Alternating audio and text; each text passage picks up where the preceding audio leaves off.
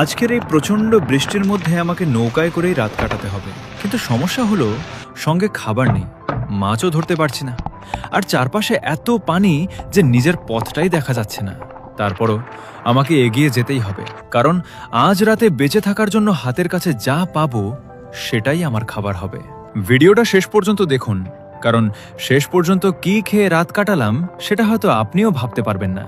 আর আপনি কোন জায়গা থেকে দেখছেন সেটা কমেন্টে জানাতে ভুলবেন না। সকাল থেকেই প্রচণ্ড বৃষ্টি শুরু হওয়ায় বুঝতে পারছিলাম না কিভাবে যাত্রা শুরু করব, কিন্তু বসে থাকলে তো আর হবে না। তাই আমার নৌকা আর 2টি কুকুরকে সঙ্গে নিয়ে যাত্রা শুরু করে দিলাম।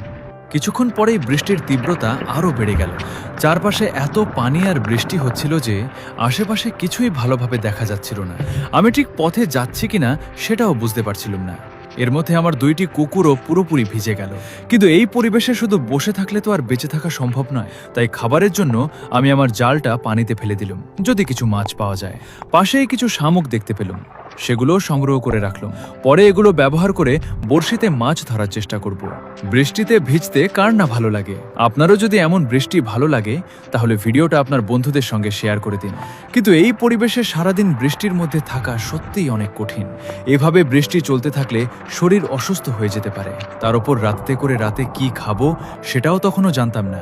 তাই শামুক বড়শিতে লাগিয়ে মাছ ধরার চেষ্টা শুরু করলাম। এই বৃষ্টির মধ্যে মাছ ধরার অনুভূতিটাই অন্যরকম।